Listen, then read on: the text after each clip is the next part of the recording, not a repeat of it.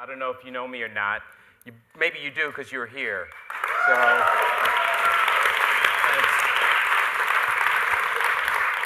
I'm going to do about 5 minutes, Colin. Do whatever you want. Burn the clock. Run the clock out, that's what I say. I'll kill some time. But for those of you who don't know me, I'm a comedian and actor, and I worked on Saturday Night Live for about 10 years. I've been in a few movies like Mean Girls and Ladies Man. I'm in a movie called Trainwreck, actually, that Colin Quinn is also in. And I met Colin, I don't know how many times I don't remember the first time I actually met you physically. Yeah, I think we met, in New York. We met online first, and it was before physically, Craigslist was 91, I think. Yeah. And then, we met on SI. I met with Rock and those guys. I knew Chris and I knew Sandler. And those so guys. we met each other. We met each other socially before we met professionally. Right. And but Colin and I worked on SNL together at the same time, and we became friends. One reason was because we had friends in common, but the other reason was that from my perspective, I really always enjoyed watching Colin, and he made me laugh. And I always thought his ideas were funny and a little edgy and a little pushy. And the first thing that really sort of cemented my admiration for Colin was two things. One was that he came by my office during our first year, and I don't know if you remember this, but he knocked on my door one day and he goes, "Hey, Meadows, let's go get a cup of tea." And nobody had ever asked me out for tea before. And so I thought that was really cool. So we went, and I was like, "Nah, I don't think so." And then he talked me into it, going, "Let's go get some tea." "Nah, Tim, it'll be fun. We'll sit and we'll talk and we'll have tea." And so we went down to 49th Street to a diner, and we sat and had tea and talked about everything. And I thought this was a one-time occurrence, but then it happened almost at least once a week. It happened for the next, 5 years or something like that.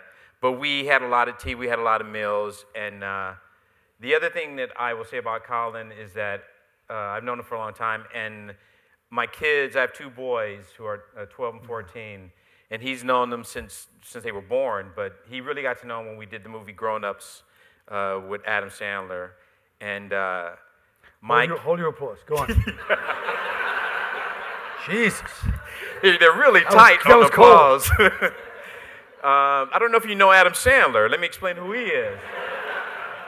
But my sons both love Colin. And actually, I was talking to him earlier, and I said, "Yeah, I'm going to interview Colin on this thing, about his book." And my son goes, "He wrote a book?" Isaiah. And I go, "Yeah." And he asked if I was in the book, and I said, "No, I'm not in the book." But my kids love him, and this past summer, a couple summers ago when he was in Chicago, we played football with my kids, and I just want to say I love him. That's why I'm here. It's the only reason. I didn't come here to talk to you guys, but I came here because I wanted to. So anyways, about the book. Yeah. I enjoyed it a lot. I read it a couple days ago. And did you guys, have you read the book, or am I talking to... How are we doing? One person. One person. So two people in this room has read the book. I don't want to make you uncomfortable by taking off my feet? shoe, but got these socks. Well, I loved it, and I thought it was really funny, and it was really the thing that first thing I was discovered about the book was that you were actually really a disgusting human being early on in your life. Oh yes. Yeah. There's a lot of stories. Not that early, but in my late teens. No. Mid-20s. Teens. Teens.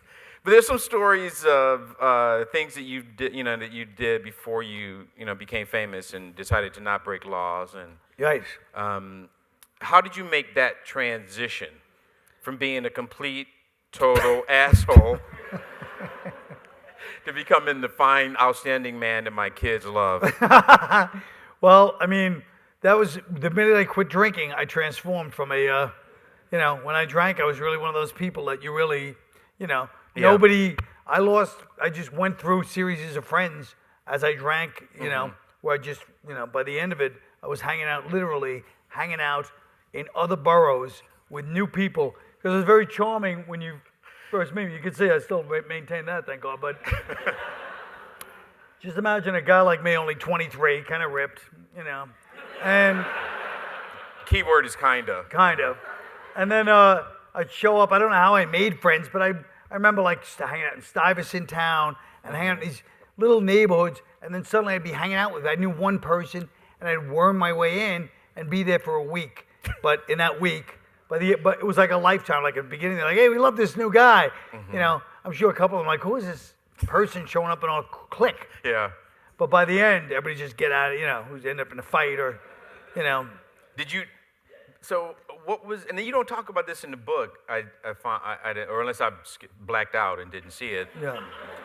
But you didn't talk about, you don't really get into the transition that you made, like once you quit drinking. You sort of talk about when I drank, but you never went, this thing happened, and then I said, that's it, and this is how I got sober and quit smoking cigarettes. But I don't talk about getting sober because I'm old school. Yeah. Sorry. Anyway. Well, that's why I'm asking the question. I'm not judging people that do.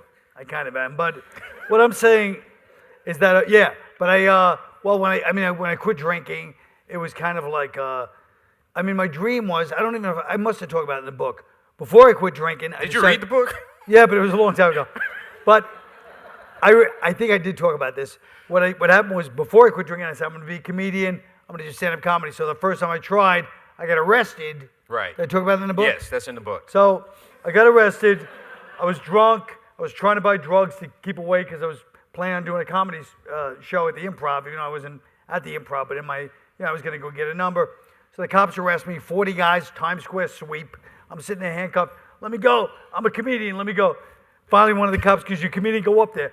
So just imagine all the cops, all the Times Square hoods, all there. I'm on a little platform on the 42nd Street Times Square substation, and I get up and I made my joke. I did like a couple of minutes of jokes, and you figure, it's literally a captive audience, and even they're like this. And then after about 2 minutes, one of the cops goes, it's dead silent, just people like, tss.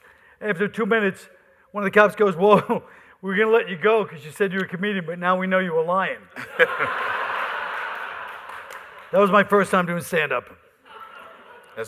And so after having that, rousing, enthusiastic response, what made you decide to continue on? Because, when I was 13, I peaked at 13 or 14. Yeah.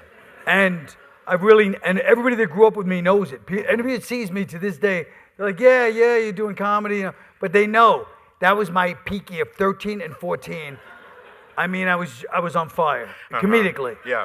And since then, it's been okay, but I'm telling you, when I was 13 and 14, I wish we could get my class together, and they would explain to you people what a genius I was at that age. I was a comic genius. I'd show up at school, 8 a.m., whatever time you go to school, just drop fucking mad fucking humor for like 6 hours, spit fucking, and the teachers hated my guts, and the kids loved me, and then I leave. Yeah. But there were a lot of funny kids in that school too. So, but I was the funniest. Where did you fit into like the social, stratus? Well, in school, where were you? You jock? You were a stoner? You were? Well, at different points, I was like I said, I was the only white kid on the basketball team. I was very proud of. Right. Me and Tim have played many games at SNL. We're probably the only ones that. Well, a couple of the writers were surprisingly good. Yeah. But, Robert Carlock was. Robert Carlock was always thinking of. Yeah. Yeah. And that was surprising because he's a Harvard. He was a I Harvard know. guy. You wouldn't expect to be good, but he played studiously. Like everything he did was correct. Yeah. He ran 30 Rock with Tina Fey. He's her writing partner. He's a great dude. Great guy. But he had the perfect basketball game. It was like unbelievably good. Yeah, it was kind of like he had the whole John Stockton energy. You know what I mean? Yeah. Like he's doing everything and it's great, but it's not flashy. It's just, very by the book. Yeah. I could talk about him all night, but you people have had it with him already. So anyway. What were we talking about? We're talking about School. me and school. Yeah. Yeah. And so you were you know what? I was jock. No, I was. It's hard to describe it. It's hard for me to describe it because, like I said, when I went to school, it was like black, white, Puerto Rican, Right. very mixed. So it wasn't like it wasn't like one of those John Hughes type, It's hard to say what category people fit into. Yeah, yeah. Because I sort of was like in all of them.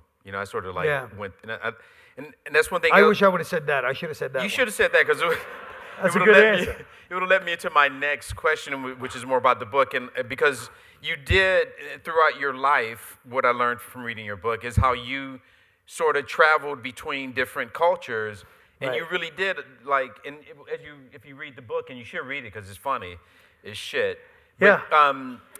Is that you know how funny shit is, right? Yes, it's always fun. But it's you observed and you really did capture like a lot of what you directly dealt with when you were dealing with people that were different from you. And I thought it was fascinating. And like even the chapter on African Americans, I was laughing my ass off because I knew a lot of people like that. Like the guy who was so cool that would just glide into class 15 minutes late with like a toothpick in his mouth, and he'd sit in the back of the room, and then he'd answer the question correctly, but really cool. Right. No, yeah, the only way, because of the peer pressure from his friends, he couldn't answer correctly unless it was like that, like he just threw it out. You know what I mean? Like, the Taft-Hartley Act, and then put the toothpick. That's the only way to get away with it. And I said, look, like so many kids were funny. This kid, Mark Williams, like the black guys bust each other's balls every day coming to class. Yo, shut up, you parakeet. Just to harass each other. Yeah. And then one time the teacher was yelling at us in like 7th grade. It was like dead serious. The whole class was kind of scared. And this kid, Mark Williams, there's a kid named Godfrey in my class. This kid, Mark Williams, wasn't in our class. And he just comes in, he's running the hallways. He just leans in and goes, Godfrey, your father says leave your shoes on the back steps. You got to go to work. And shuts the door and leaves. And even the teacher was laughing, like they had one pair of shoes in the house. I love how in the book you said that like there was like a long silence while people tried to figure out what was happening. Right. Like, because he did it, he delivered it like this. I saw him on Margaret, and he just shut the door like I delivered my real message. Yeah. Like he didn't try to be funny. He just like left. Which is the best way to do a joke. Oh, God, yeah. He was like, I'm natural, yeah. I know what I'm doing. I'm going to leave it out there. You people figure out if you like it or not. And he was halfway down the hall. He just heard everybody laughing. Yeah. But when like, what, I don't know how to phrase this, but what was that like? I mean, did you, because you did do a lot of different jobs. You worked for a lot of different, right. A lot of different type of people and ethnicities and everything. Yeah.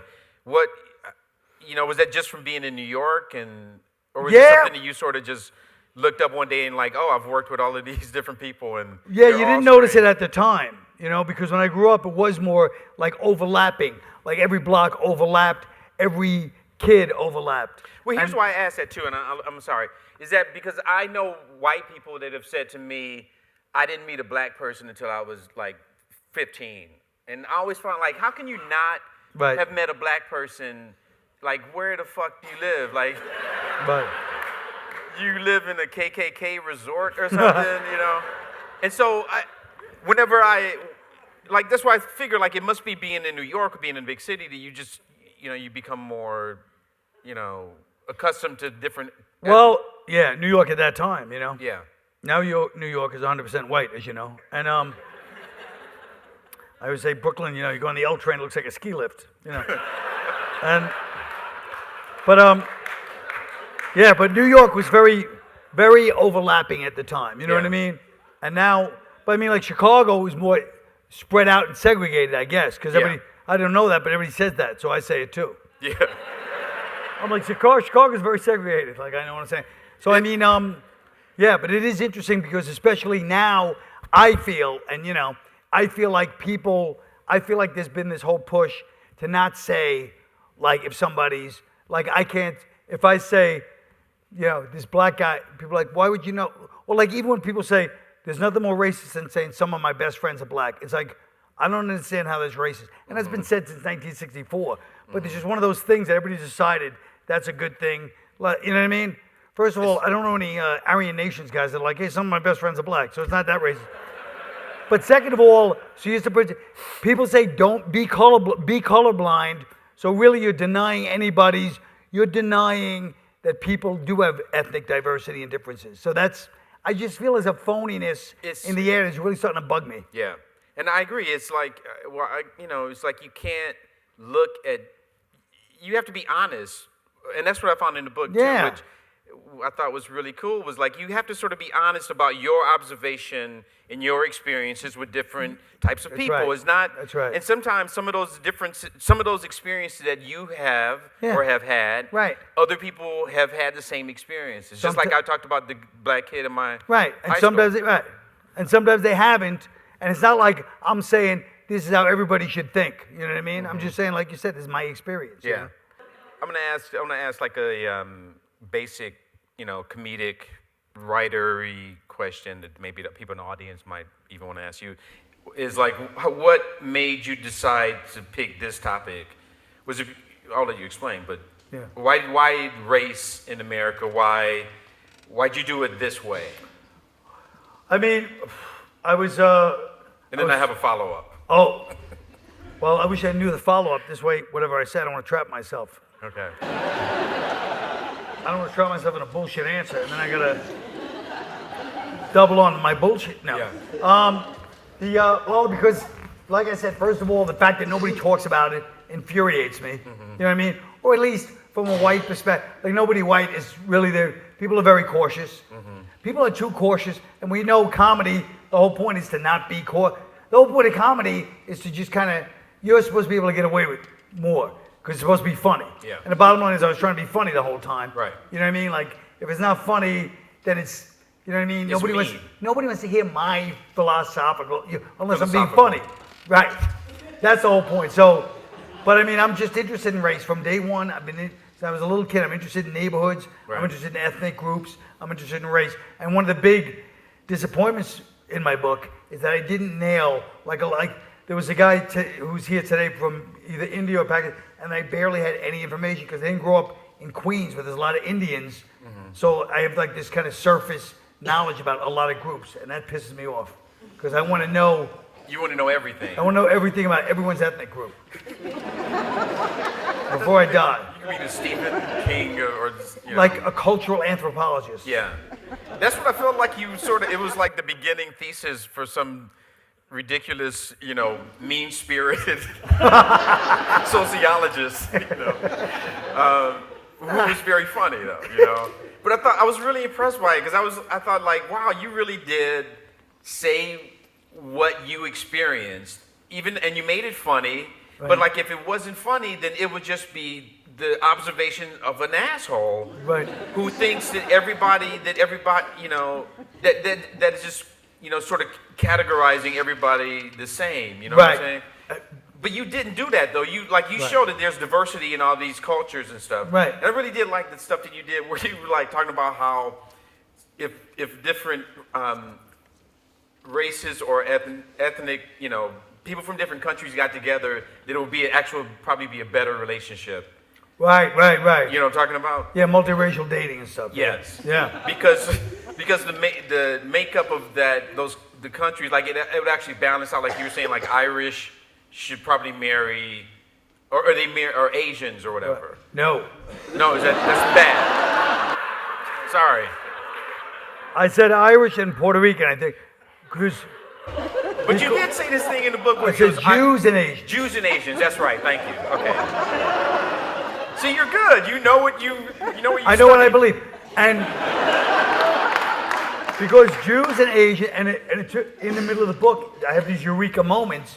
Like I said, because where I live in Tribeca is a lot of Jews and Asians intermarry, and they would say Jews and Asians, Jewish guys and Asian girls get along, and then we realized it's because Jewish guys are like so fascinated by the fact of like a quiet woman.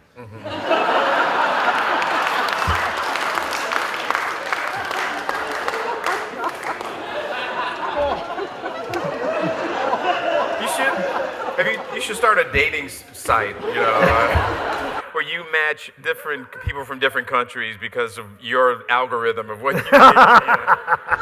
And that was another, I just wanted to make a note, but my follow-up question that I'm following up right now as I speak is, were there moments in the book where you were writing it, in the process of writing it, where you were like, oh shit, like, I think I'm actually onto something real? All the time. Yeah. That's part of my mental illness, why I can last in this business, despite the fact that my book went from 500 down to 200, down to 100, and now it's at 1,000.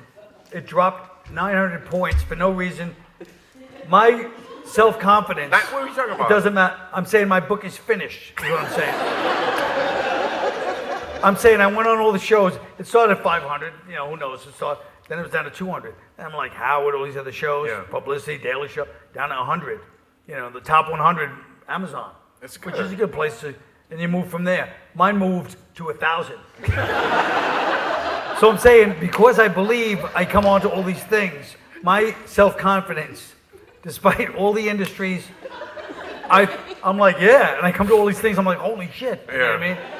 So I do believe there's a lot of things. I mean, I do believe that, put it this way, even if everybody disagrees with my book, this is what everybody keeps saying, hey, we should be talking about race, and nobody wants to really talk about it except in the most, they want to get off the subject. Yeah, well, I think people are afraid to offend. Yeah, they are. And also you're afraid of being painted as, being racist. Or right. Even, I mean, there's so much stuff going on right now. Even the shooting in North Carolina and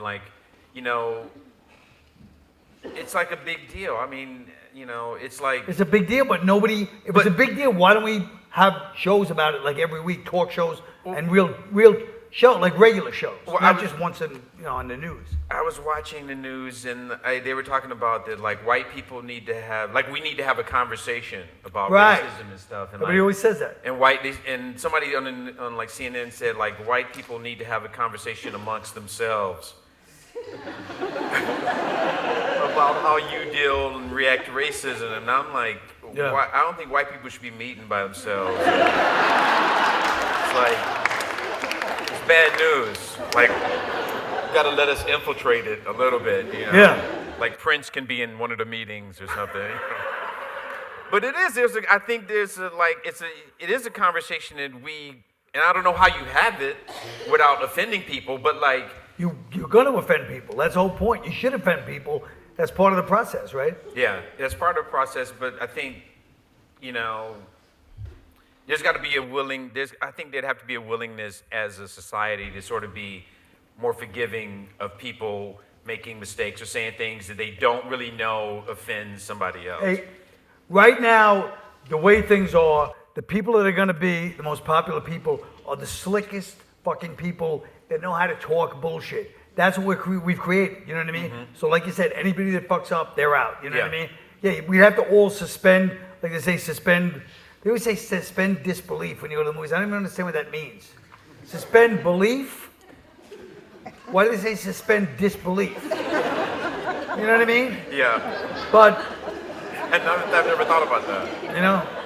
And well, we'd have to suspend, we'd have to say everybody gets a pass on these shows for this amount of time. Yeah. You know what I mean? Yeah. Nobody can go be outraged for the next year till we work it all out. You know what I mean? And then what's going to be like the end game? Yeah, like when will we know we're there? You know what I mean? Like... I don't know. That's a good question. By the way, what the book is lacking, which I blame the editor. You notice how very little is my fault? I blame the editor because I had like 6 solutions, and one was like my talk show. I had like 4 different variations on talk shows, where you literally have to put people like under like witness protection, like testify without being seen because of the way the culture is now. And then maybe you get some honesty out of it, you know what I mean? Yeah. People aren't stupid enough to go, yeah, I'm going to say this, they'll lose their job, And then just keep doing that until people get used to it. But yeah, what would be the end game? I don't know. I think it would be, boy, I really don't know. Like, what do we, because I don't even know, that's like, I'm turning out to you guys too, is like, what are we shooting for? Is like, like you're asking people to just be nice to each other and not right. Be I don't know. I don't know. I've been thinking about it, and I don't have an answer. Like even Well, yeah. with the president, saying the N-word on the Mark Maron show is like another thing that sort of is like, what a weird reaction I've been hearing, from people, and it's like, well, I don't know. If he, I see it like this: if he was just a friend of mine, Right. and he said the N-word, I wouldn't have a problem with it at all. Right. Because that's in our culture. It's just something that happens. Right. You say it you can say it lovingly to somebody. You can say it jokingly to somebody. You can say it angrily to somebody. Right. So I don't understand the deal. I guess it is kind of weird hearing the president say their word. But so what do you think about all this? That's going on now. Yeah, well, that's what I'm saying. Like, what I think is that until it's a real discussion, and I don't mean just every time I watch the news, I go crazy because it's people that already have their conclusions drawn. Mm-hmm. So it has to be like a real, like a show, like you're watching a show, like The Voice, like, like every week. Yeah.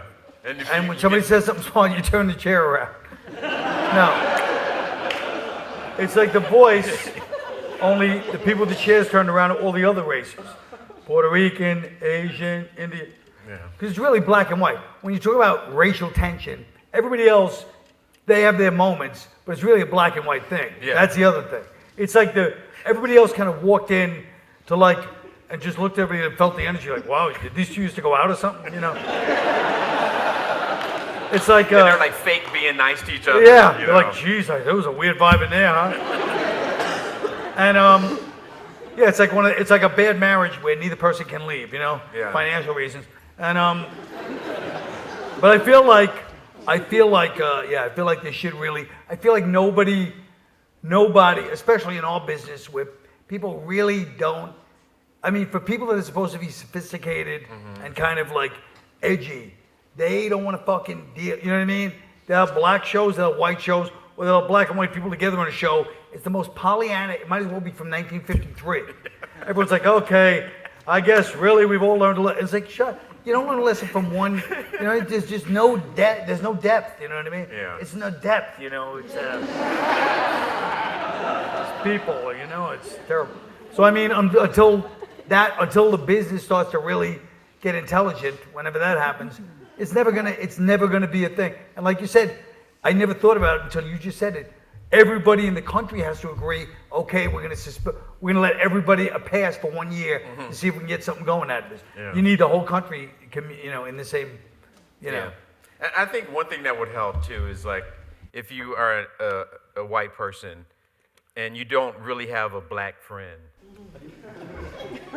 Like, you should get a black friend.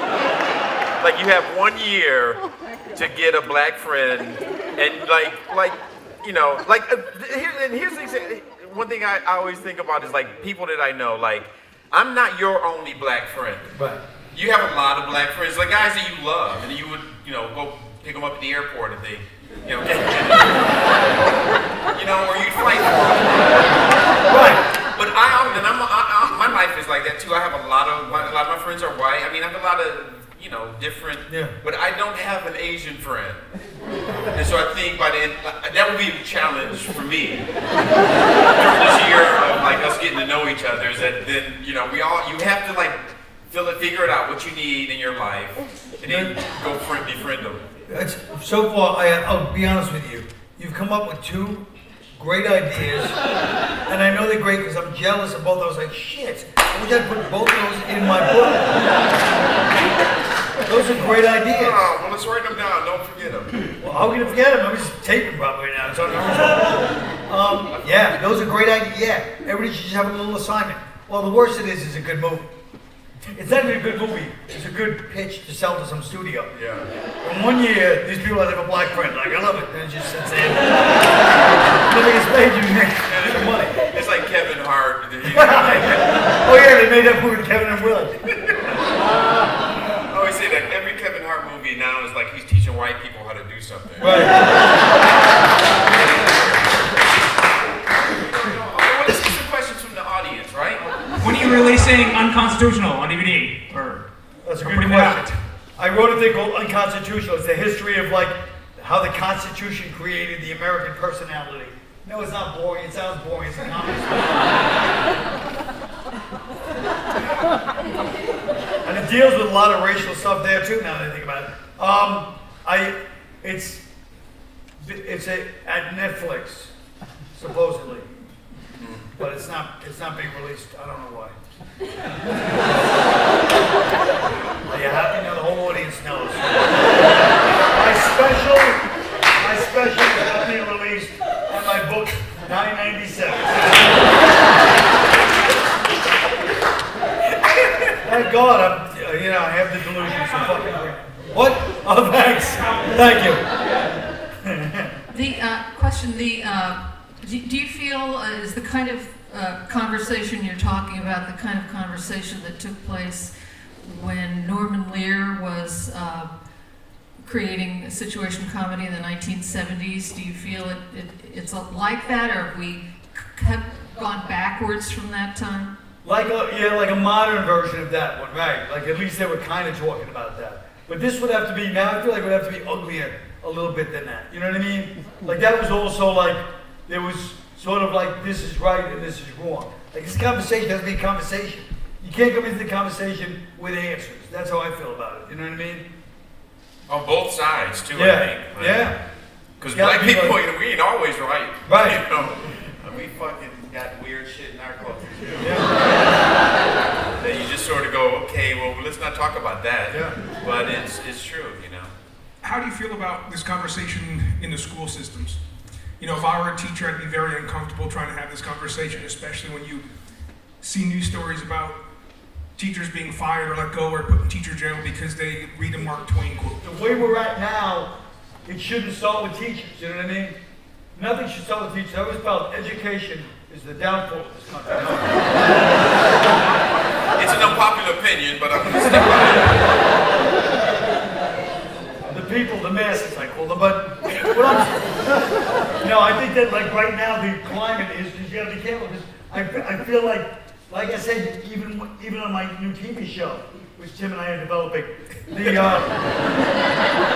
why couldn't we develop as a team? We'll bring it to Lawn. And it would be a big goddamn hit. What do you mean? I got 1,000 ideas. I do too, but this could help save the fucking country. But yeah, I feel like teachers, they gotta be careful because they don't have the savvy, the media savvy that guys like me and Timmy do, where so they might give their opinion, and they'll get they get fired for it. You know what I mean? Because it's case by case. It might be some psycho teacher. I don't know. You know what I mean? But that's where it's at now. If I was a teacher, I'd keep to math and science. Don't be telling, but it is sad that happens to teachers. Yeah. I mean, it's a hypocritical work society we live in most, But what are you gonna do? How are you going to get the message to kids now? Or is it Through the new show, it'll be passed. The power of the media is very powerful still. People don't seem to understand this. You just seem like you want a job, that's all. Whether you want to change the world. I don't even care if I'm involved in the new show. Just a producer, that'll be all you want to do. Producer credit. I think one of the problems, I don't even know if that's a great way to put it, but like... Obstacles? Or it's just, has there ever been a time in our country where we as a nation decided to change the way we internally look at something? You know what I mean? No, we've never done, even Drunk driving. When I was growing up, you could fucking drive drunk all over. Cigarettes. Yeah, right? yeah. Smoking. Everybody should be in there smoking. You don't be smoking. That's true. Fucking two great examples. And I'm usually not good at that. And you people had no suggestions either, so don't act like you did. I would try to know. Like people would chew like this. I would try to argue.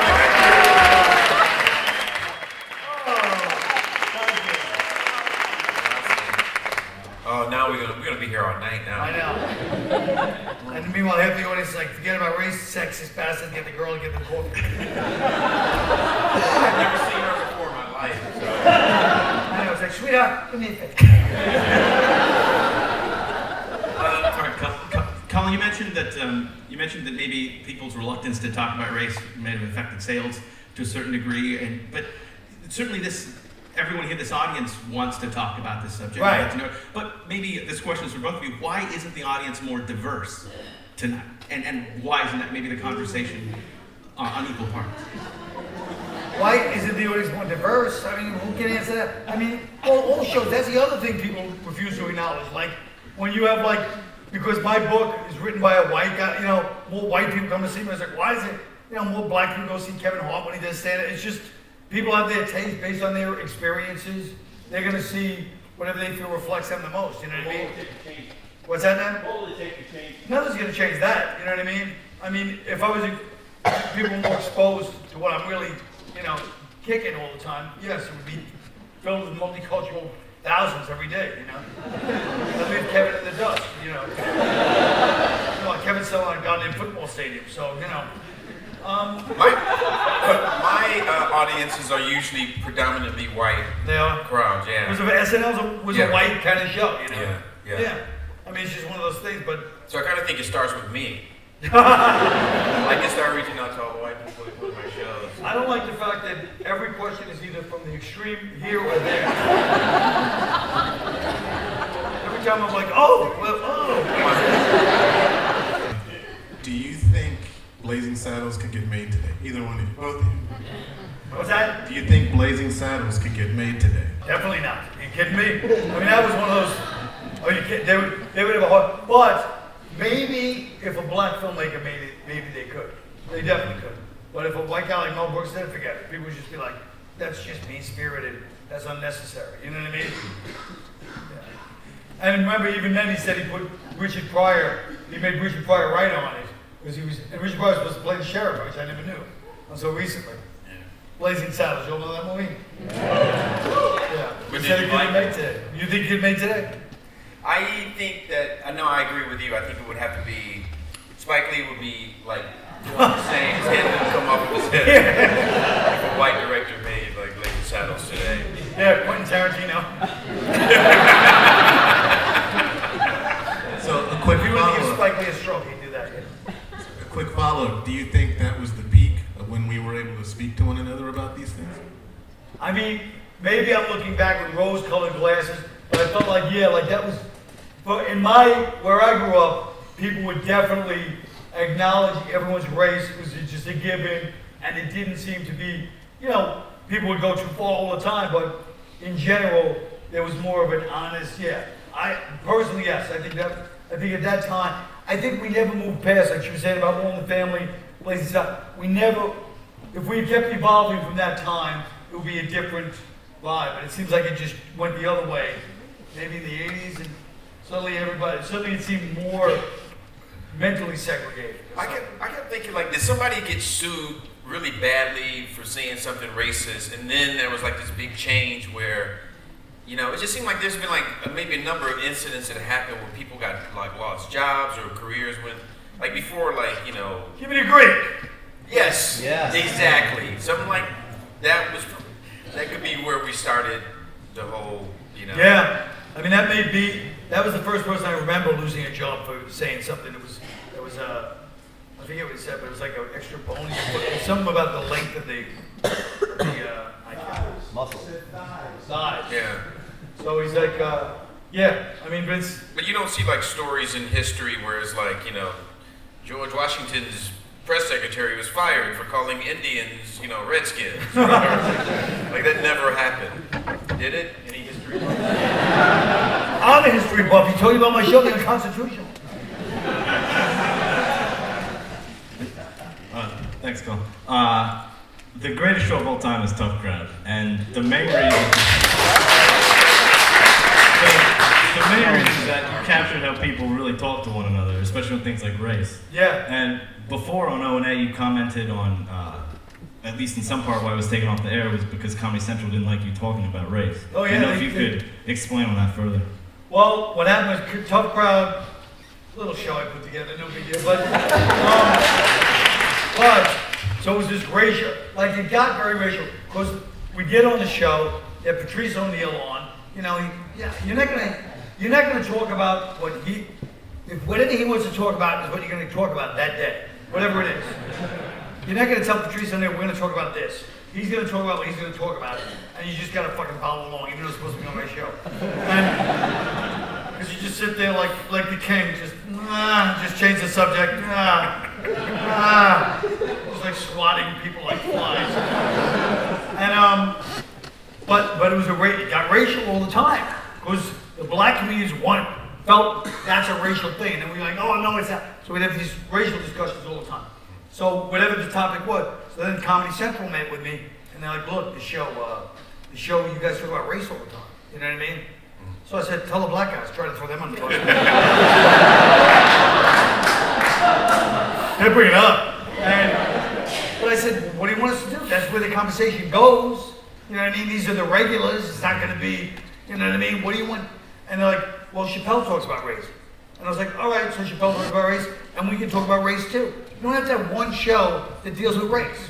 But that's why it's such a big conversation. But one show once a week, that's all we want to do. You know what I mean? Our show's on every night. So already, even that time, you'll see what's happening. The conspiracy stuff. So they were already like, Chappelle deals with race.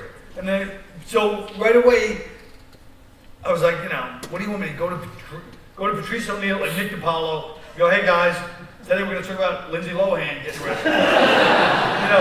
They would have preferred if they actually kind of articulated what I feel showbiz in general feels. Not everybody, but most of the show, which is go to celebrity attack. Just attack the easy target. Some 16-year-old Long Island girl, fucking Lindsay Lohan, and make the Kardashians as the end. You know what I mean? Like all this superficial shit, which is fine in its place, but it's not everybody is interested in that kind of shit. Right. Some people want to talk about race, and there was enough shows on, but the way they did it, it's not just them. I don't blame them. That's the mentality I feel like. Where just don't talk about it. We have one show where they'll talk about race. It'll be in this, this is acceptable, and because the show got very wild sometimes and very unpredictable, and a lot of unpleasant things were said. But it's not like, but that's what's needed, that kind of thing, And now, forget it. That show, like Blazing Saddles, tough crowd today, forget it. Every day would be an incident like, oh, now we got to really look at what was said today. Oh my God, Twitter and shit. First of all, you would have to censor it because it's not the words, it was the idea of the show that bothered, you know what I mean? And did I ever take the HBO show down this question infuriates me because dumb Jim Norton, who was a regular on the show, he came up to me the last week because if he tried to take it to like FX or any place else, I was like, gee, Jim, I never thought of that. I wanted to choke that fucking chicken neck of his.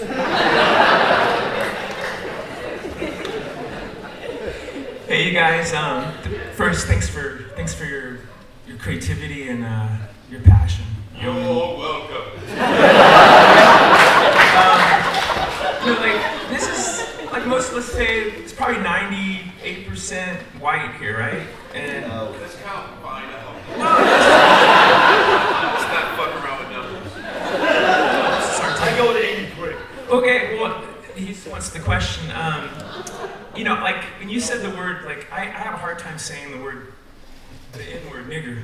Whoa! Like to me, that is such a hard thing to say. Like you said that I don't know about anyone else here, but that is when I hear people say it, it's really hard for me personally. And I'm just curious, how that's in certain.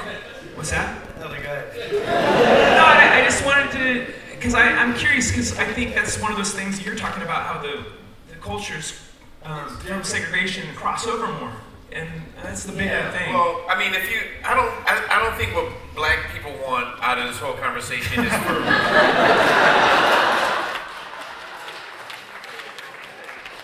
not trying to make it okay for everybody to say that word. That's not our goal. And I would say to you and the people like that, the same thing I say to my kids, which is, you can say any curse word you want to. My kids are 12 and 14. I told them, you can say anything you want to say, but you just remember that when you say it to other people, you represent me and your mother. And so, if you want to make us look bad because you hate us, then you can just say curse like a fucking sailor. I don't care. But if you have some respect, that sounds better like that. Yeah. Thank you. No, but if you have some respect for your parents and for yourself, then you don't have to curse like or whatever. But I feel like it's like that with the N-word too. It's like you don't have to feel comfortable saying it. You don't have to say it. It's not about But I know how it is, like in rap songs, it's like in every other word. You like Tupac, and you want to sing along. Right. Recently, SNL had to address some lack of diversity issues that they had. What do you think accounts for the lack of females, African American females in particular, and some other diversity groups in cracking the comedy ceiling?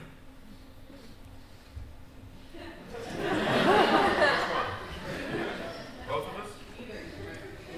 What did I think of the SNL? I was saying, what do you think accounts for the lack of cracking the ceiling in ethnic diversity and women? It's a loaded double question. Colin, I really think I can crack this code. I really think I can answer this. That's why, see what I did? I went like this. You can take it. What do I think of that? Well, It's not specific. What do you mean specific? You mean like, what do we think? I mean, obviously, go ahead. Well, no, I mean, that's, I think, well, first of all, I don't have anything to do with the show. So whatever happens, when that show happens, and I'm just a viewer and a fan like you. But I think one of the things is that when they go out looking for people to cast on that show, there's a certain amount of, like, we need a heavy guy, we need a leading man guy, we need a female that's crazy funny, and we need a female that's pretty and funny. And I think you get caught up into repeating those types of people that you sort of forget that you can also cast other types of funny people, So I think maybe that was something that sort of happened and they didn't really pay attention to for a few years. And the other thing is, I think that, what? Did I say something? Because I'm not, what? Well, no, they've always had black people on SNL. I'm one of them. I know they had Garrett Morris, he was in the first cast, so starting right out the bat, there's always been African American. The other question that you have to ask is the comedy community in general is like, why aren't there more African American women doing sketch comedy? And I don't know. I don't have the answer to that. I mean, I think like when I started out, it was only in Chicago. There was 2 black male performers. It was me and a guy named J.J. Johnson. And then, but because we kept doing it, and people continued to see us doing it, other African American men and women started doing improv in Chicago. And then, I think I don't have the answer, but I think like what I think happened is like SNL cast certain types of people, and like after a certain point, maybe they just forgot to look a little wider. I don't know. You look at like Living Cola, right? And SNL, right? And it's like 2 shows where all those people on each of those shows, I can't imagine them working together, even though they're both doing sketch comedy. Mm-hmm. And that's part of the whole thing, is there is cultural differences, there is segregate, you know what I mean? There's clashes, and when people try to bring them together inorganically, it's kind of, I don't know what works and what doesn't with this kind of stuff, you know what I mean? So it's like, and then the people that run the show, they're now, not just SNL, I'm saying in general, if you're talking about women, you're talking about black women in comedy, right? More or less, right? So I think they'll tend to be like, okay, well, we're gonna write this sketch, but we don't want to insult you, so we'll make you empowered, you know what I mean? Like, whereas Living Cola, comedy, everybody has to be insulted. Everybody has to be insulted at all times in comedy. There's no positivity in fucking comedy. Right? So I feel like they were always like, oh, you know, the white, whatever guys that run different showrunners or whatever.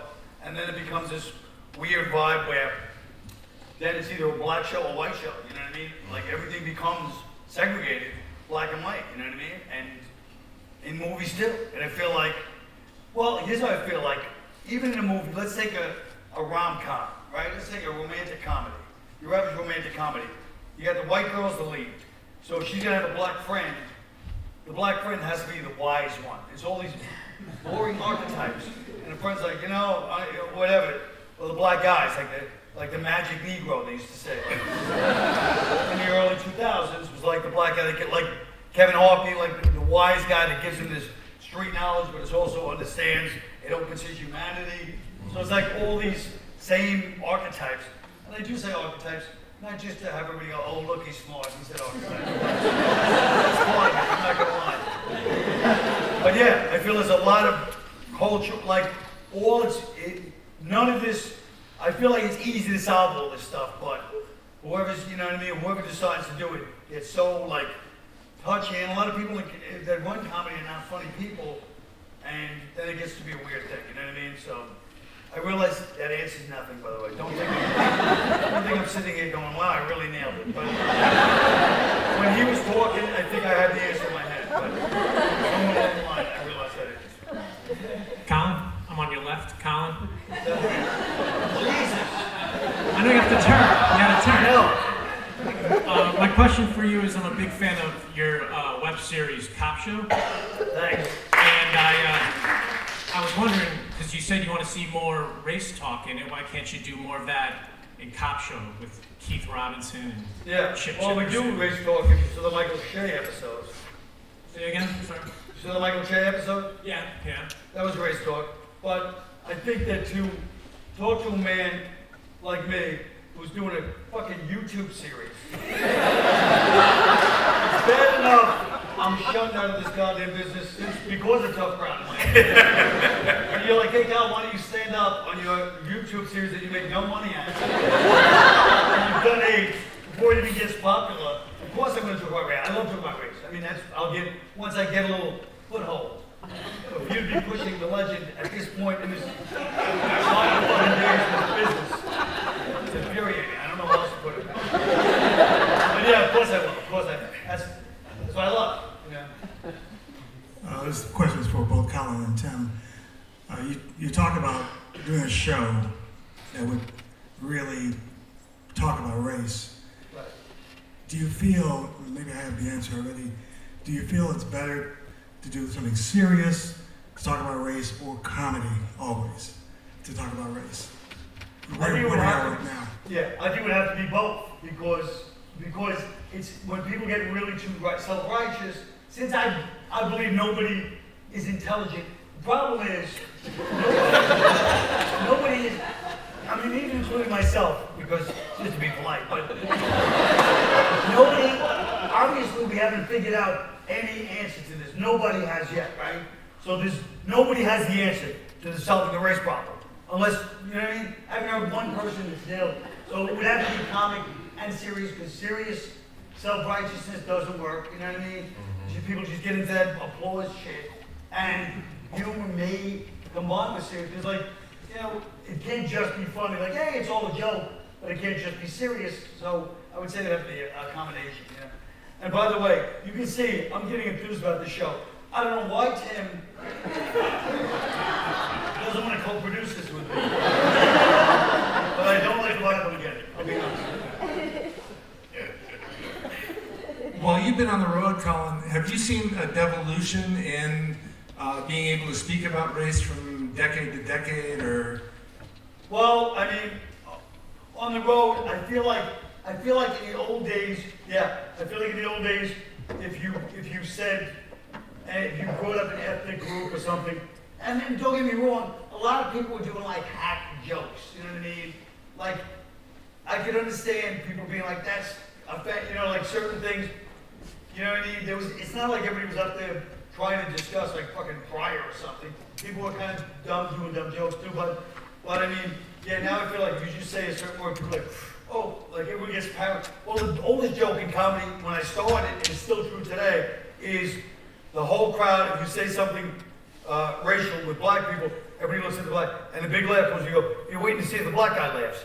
And that's what the crowd does. They wait to see if the black guy laughs, and then if he laughs, they go, ah, I'm so laughing. And that's from the 80s on. So that's always been the case.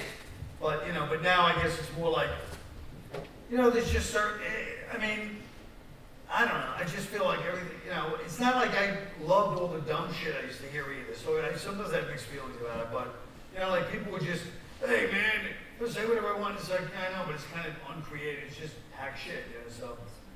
I do feel like there's a difference between like, when you go out like on the road and between colleges and comedy clubs.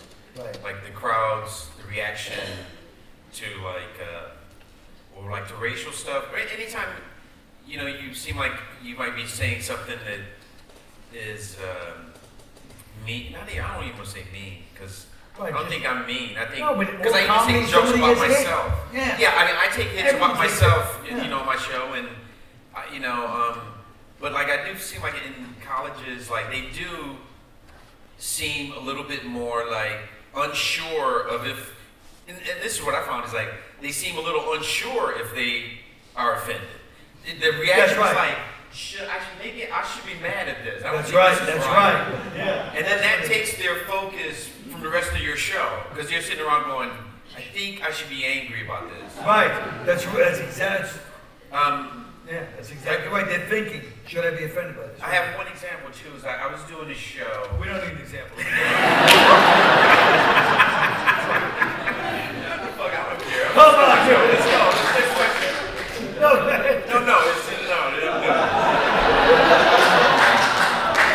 I've had enough of you. I had my fill.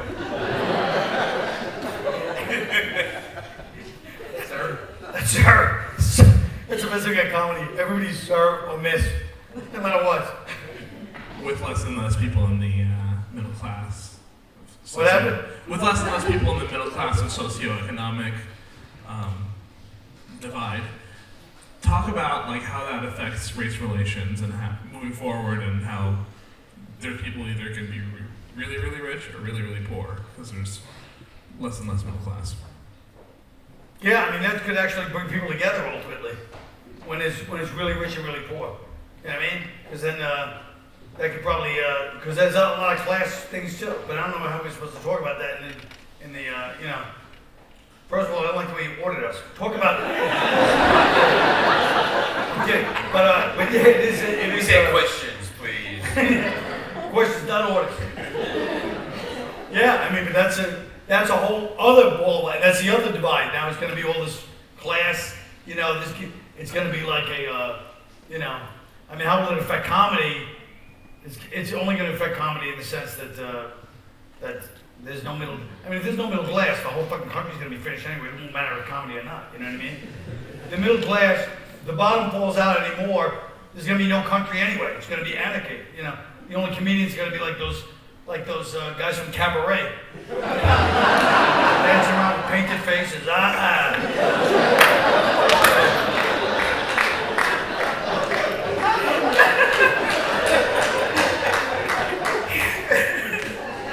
Joe Gray is going to rule. Joe Gray.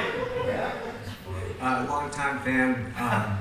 First time asking a question for both of you guys. Both of us? Okay. This better not be one of those inside. He used to work at SNL. This better not be one of those inside SNL questions, Dave.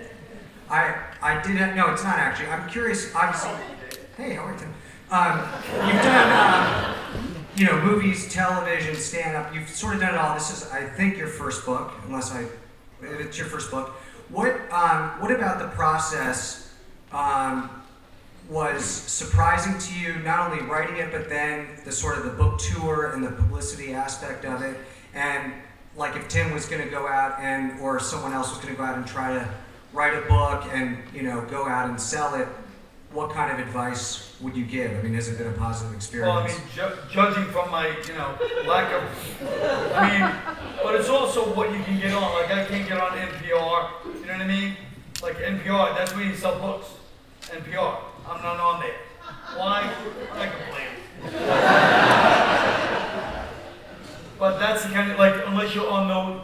be on certain shows. Certain shows sell books, and there's not many, you know. So I mean, the process is it's the worst, man. I'll never write a book again because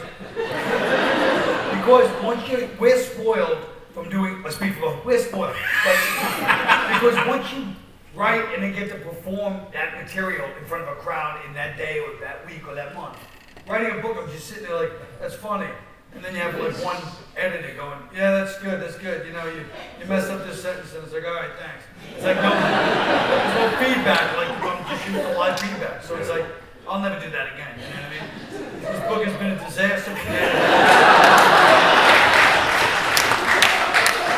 I literally, I'll tell you exactly. The money they gave me up front, I spent trying to get the book because I screwed up the whole book, and then ended up I had to reworked because of the way I did it. I ended up sitting, so really I broke even on the book, and I ended up sitting with the editor and his whoever worked with him. We sat at this table for 2 weeks in like March of this year, going over each thing, fixing all the shit that was screwed up because of whatever I did that was wrong. So, yeah, so it was not an experience I wanted it to be.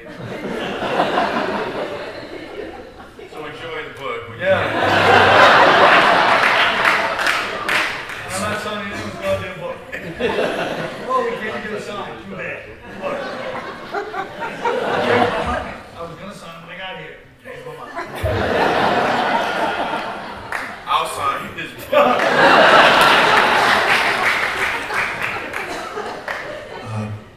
Colin, you mentioned earlier how you consider this mainly a black versus white issue. Do you at all consider this equally a liberal versus conservative issue too, or do you think the two aren't really related at all? Yeah, no, of course, everything's related, but, you know, on both sides, I feel like this. I feel like everything is, if every side doesn't see their hypocrisy, then it's hopeless. You know what I mean? Like I said, everybody comes into every conversation with the answer.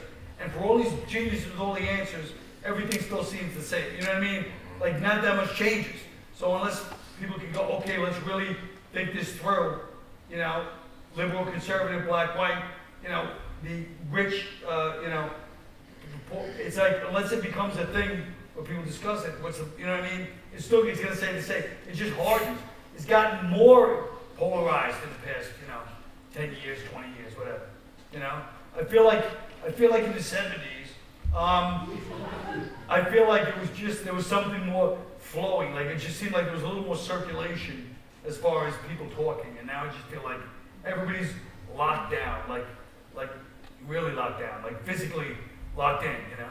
You guys keep talking about the show, you know, this impromptu show that you guys are pitching tonight. I was wondering that you carefully put together over the course of months. And I was wondering what you guys' thoughts are on what Larry Wilmore is trying to do on the nightly show. It seems like he's trying to do that, and it sounds like he's kind of taken some of your format from the tough crowd with the panel and people talking and, you know, trying to hold each other's feet to the fire.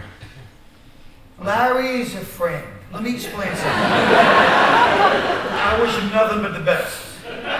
This show is something else. Now, you brought up a good point, though, because when we go to pitch, I don't want people going, well, what's the difference between Larry and Wilmore? We better get our answer straight. I'll just go, Colin. Colin will explain why it's different. Yeah. I saw the first one, I think, and I thought it was pretty decent. I think he's a really funny guy, so I know it will get better. But I mean, seriously, that's no, it's his first time performing. Yeah, he's doing great, man. He's not really a huge on camera guy, but I knew because he's a good writer, he's a good performer, he will get better, and I would assume that it has. But my life is, I'm very busy, people. I don't have time to watch every show. I think you're trying to get out of our show. But I'm going to watch it. I have never seen Blackish either. I heard people like that. Oh, sensational. I haven't seen it, but I know it's good because it's popular. So, I'm sorry, go ahead. Does your book address that racism tends to lean harsher more with black males versus black females? racism tends to lead more. No, my book's not really. I mean, it's not really that. It's more of my experience with the different races. It doesn't really deal with racism, right?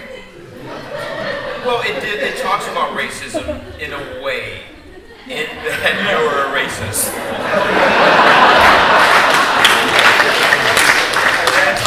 That's the overall picture of the book. Yeah, so I guess, yeah. You should. It's not a big picture book. No, it's not a big picture book. But there's no, It's you not don't, even, yeah. it's not like stats or stats. No. You don't have like percentages of like research and there's no researchers in this book. No. This is all just my personal, what do they call that? Anecdotal stories. Do you feel that there's a difference between the racism between black male and black women?